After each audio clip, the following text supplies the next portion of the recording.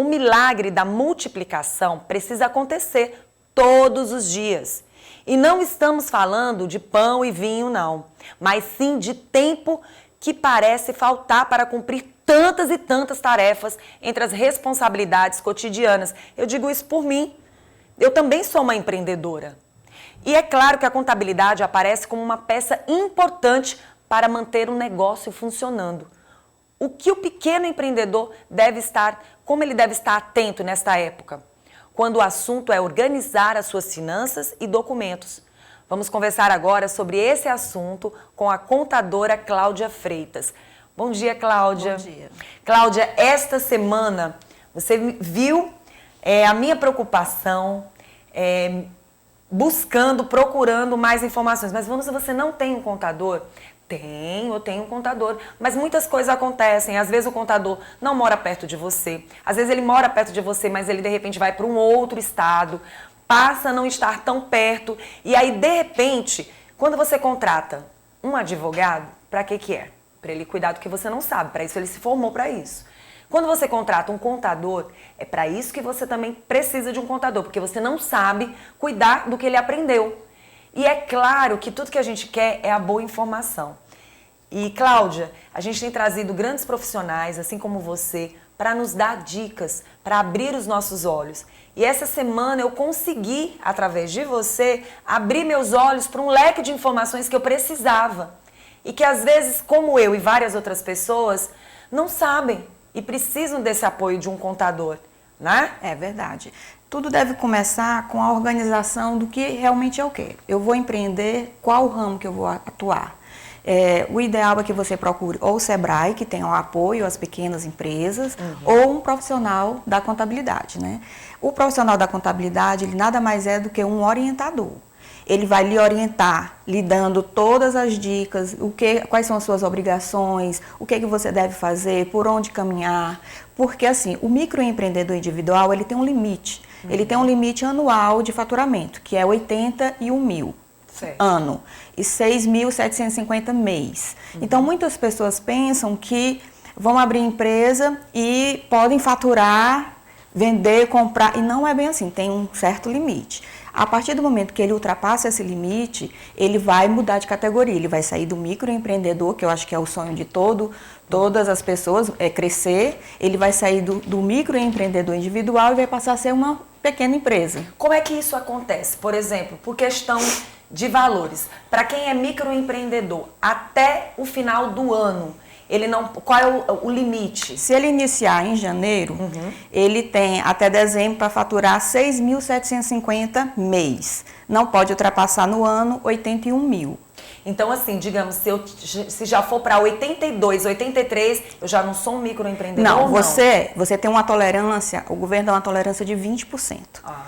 Mas ele paga uma pequena multa por ter ultrapassado. Certo. Agora, se ele passar dos 20%, aí ele já muda totalmente de categoria, ele já passa a ser um simples nacional, um microempreendedor, na verdade, uma microempresa. Olha só os cuidados que você tem que ter. Eu trouxe a contadora Cláudia para cá justamente por isso. Talvez muita gente não soubesse dessa informação. É uma informação simples, mas não é uma informação tão simples para quem não busca. Então, se eu sinto a dificuldade, a partir do momento que eu passo essa informação para você, quantas pessoas nesse exato momento, Cláudia? Nossa, eu não sabia. Certamente. Também... Eu não tinha noção, eu achava que passou daquele valor, eu já não era microempreendedor. Você tem uma pequena multa, se caso você ultrapassar, no máximo mas 20%. Se passar dos 20%, aí ele já muda de categoria. Completamente. E ele tem que ficar atento na hora de abrir essa empresa. Existe o portal do empreendedor, que ele pode fazer por lá. Só que existem muitos sites que imitam perfeitamente esse portal. Então você entra pensando que está no site oficial, preenche todos os dados e vai ser um boleto. Esse boleto, ele não existe, porque não existe taxa de abertura para o microempreendedor individual. Então, com certeza, você está no site pago. Nesse caso, se você pagar esse primeiro boleto, todo mês você vai cria um esse vínculo boleto. Com esse escritório. É como se você estivesse dizendo, eu aceito. Sim. Então, isso é uma dica para quem pretende abrir a sua própria empresa. Isso. Quando você for fazer todo esse cadastro, que você tiver todos esses cuidados, é lembrar que vai chegar aquele boleto. Aí é a hora que eu quero chamar a atenção para quem está em casa. Geralmente as pessoas dizem que não precisa de um contador para ser um microempreendedor. Que a cada ano basta só você fazer aquela declaraçãozinha de tudo que você gastou, do que você investiu e pronto, não é bem assim, né? Não é bem assim. Até porque você precisa de orientação. Se a sua intenção é crescer, nada melhor do que você estar sendo orientado por um profissional qualificado ou o Sebrae, que também é qualificado porque tem um núcleo especializado para pequenas empresas, certo? Mas o contador, a função dele é justamente essa, ele lhe orientar. Porque o microempreendedor ele pode ter empregado registrado, apenas um. Então não pode empregar dois, apenas um, tem que ter alguns limites, certo? Então tem pessoas que não sabem. Pode ter um funcionário apenas, ele tem que ter aquele controle do caixa, saber o que comprou, o que vendeu, o que gastou. E no início, na época de fazer esse ajuste, essa declaração, ele tem que ficar muito atento aos 20%. Ele não pode ultrapassar o limite de faturamento, porque senão ele vai ser multado, uma pequena multa, mas é uma multa. E se ele continuar insistindo nesse mesmo erro e passar dos 20%, ele se torna uma empresa normal. Aí tudo muda. Todas as obrigações ficam bem mais complexas, na verdade. Além do microempreendedor, digamos que você seja um microempreendedor, mas você também é uma pessoa física. As duas situações, elas têm que ser levadas muito a sério. Por exemplo, eu fiz minha declaração de pessoa jurídica e tenho que fazer minha declaração também como pessoa física, ou isento. Veja bem, o microempreendedor ele é isento a partir do momento que ele não ultrapassa o limite. Certo. O limite é R$ 28.559,70. Certo. Se ele não ultrapassar esse limite, ele não é obrigado, ele é isento à declaração. Mas se ele ultrapassar, sim, ele vai ter que prestar conta com o leão.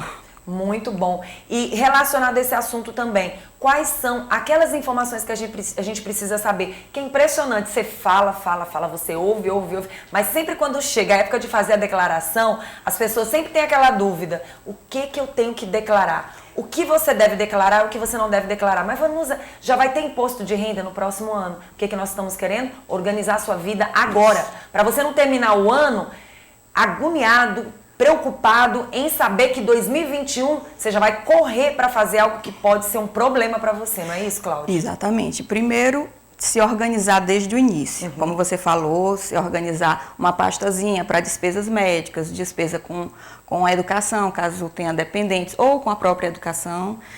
Ver toda aquela documentação todinha para entregar para o contador já pronto. Por quê? Porque isso pode ser fatal no resultado final da sua declaração de imposto de renda. Eu tenho uma pergunta para fazer, mas não vou fazer agora, porque de repente a pergunta pode estar embutida aqui. Tá certo. Né? Vamos deixar então para o nosso telespectador, que a gente tem telespectador que vai participar do nosso programa. Pronto, já tá ok aqui, Lorena.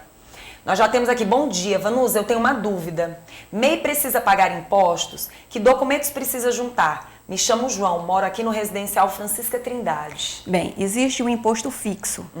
No portal mesmo, se ele pode acessar o portal do empreendedor, coloca o CNPJ e o ano, né, no caso do 2020. Lá vai estar já todos os impostos fixos que ele vai pagar. Vai depender da área, se é comércio, se é serviço, mas são fixos. Ele varia entre 45 a 50 e poucos reais, certo? O fixo. Tá certo. Adoro o seu programa. Eu preciso de documento ou falar do que fiz como MEI no fim do ano. É meu primeiro ano assim. Manda um abraço para mim aqui no Parque Ideal Francisco Plácido. Tá vendo como é boa essas dicas aqui? Não vamos esperar só a época de fazer declaração de imposto de renda, não. É o primeiro ano dele. Você viu aqui, ó, ele precisa de documento ou falar do que fez como MEI no fim do ano? Bem, com certeza ele já deve ter constituído essa empresa, ele já tem um CNPJ, ele já tem tudo organizado da empresa.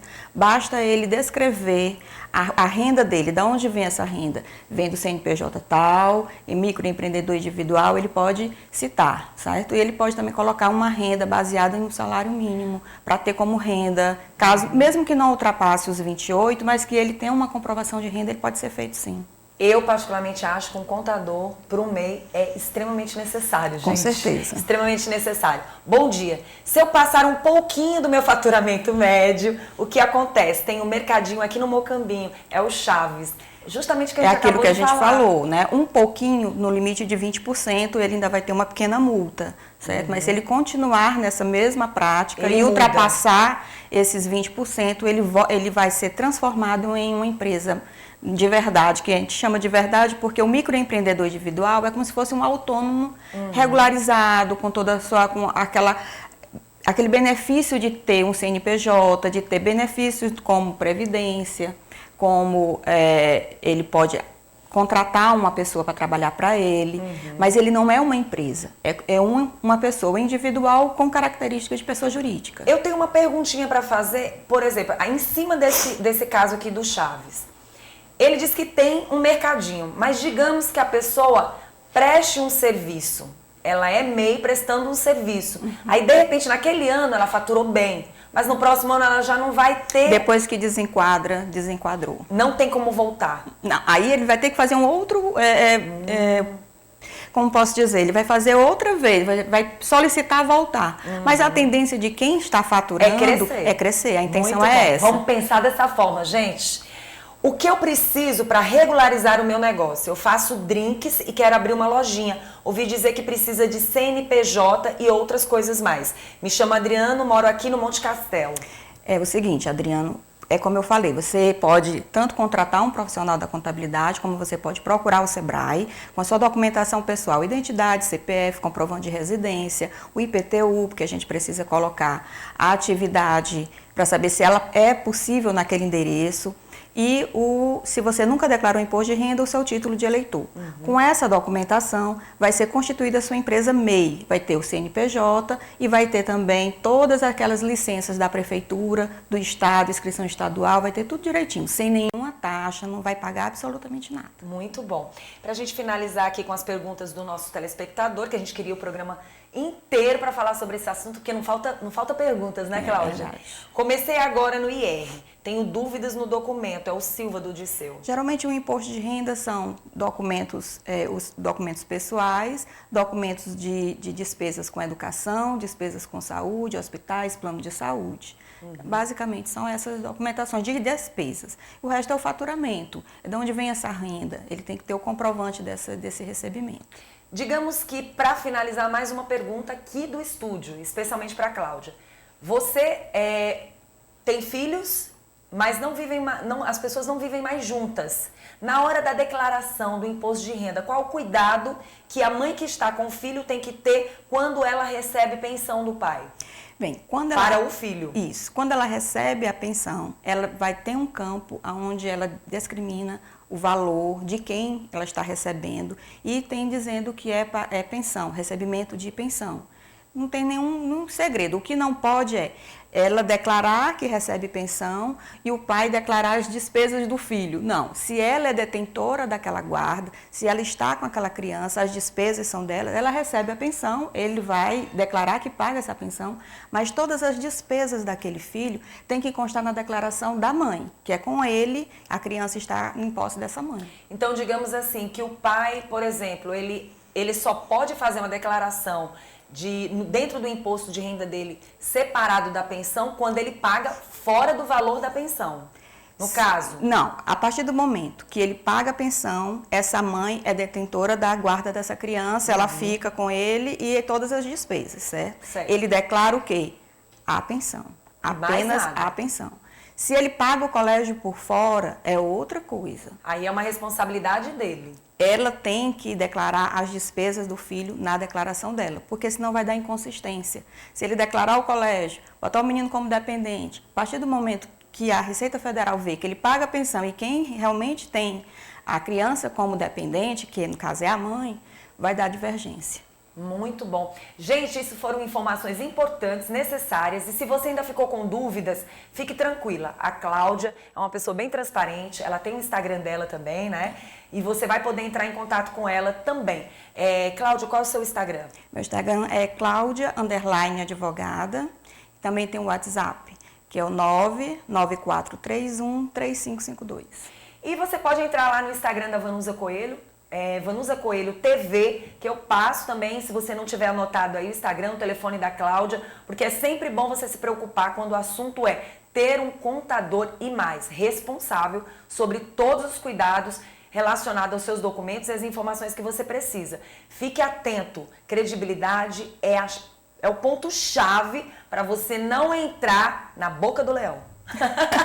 Não é isso, Cláudia? Exatamente. Cláudia, muito obrigada. O prazer foi todo Espero meu. que você venha mais vezes para o nosso programa. Estou à disposição. Tá bom? Que Deus te guarde, te proteja e te dê muita saúde. Bom dia a todos.